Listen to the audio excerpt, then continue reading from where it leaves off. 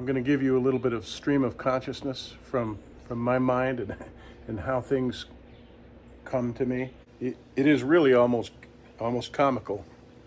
And it's usually at times like this when I have other things to do that I'm focusing on, and my mind wanders and I start thinking things through.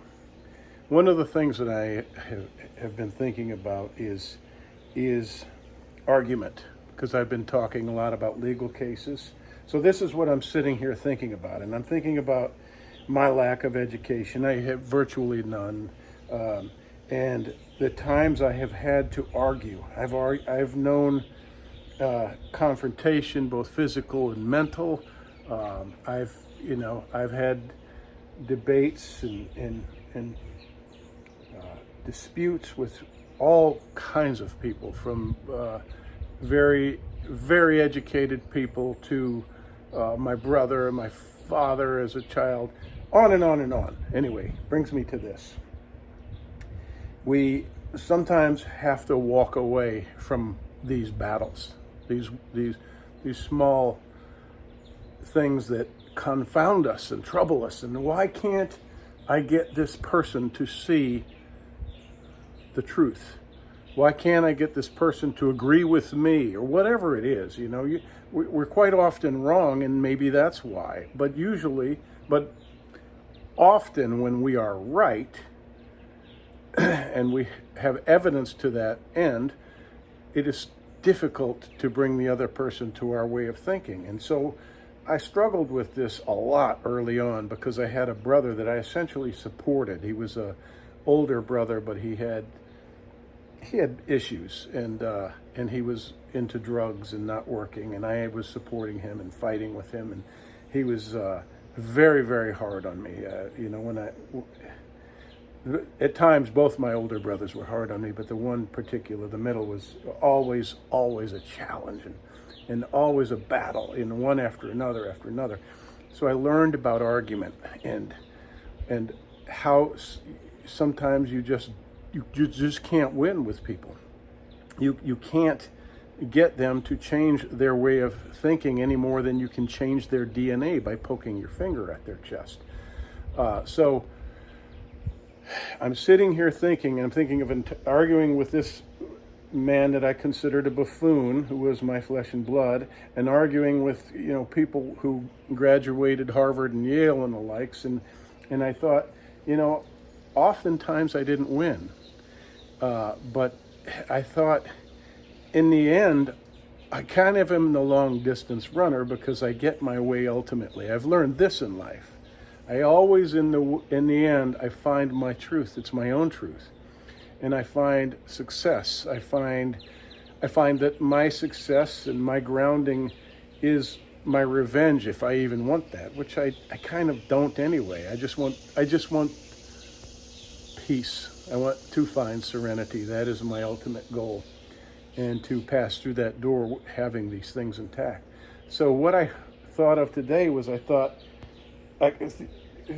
idioms or figures of speech come to mind, sayings. My mind just kind of creates them and spits them out.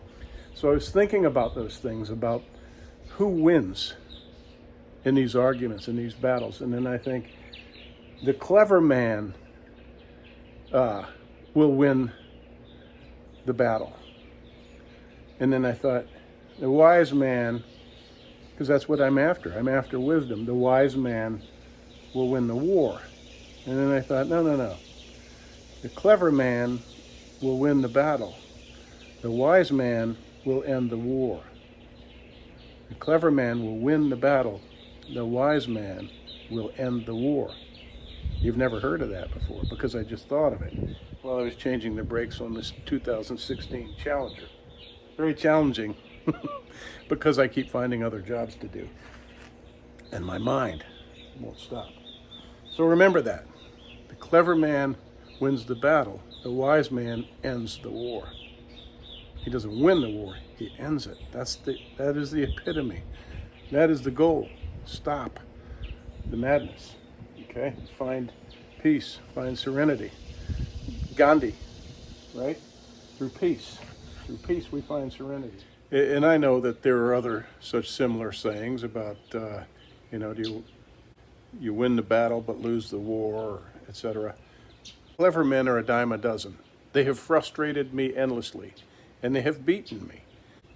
I can explain this saying this way: you're frustrated because of clever men who outwit you. I've known clever men at 20.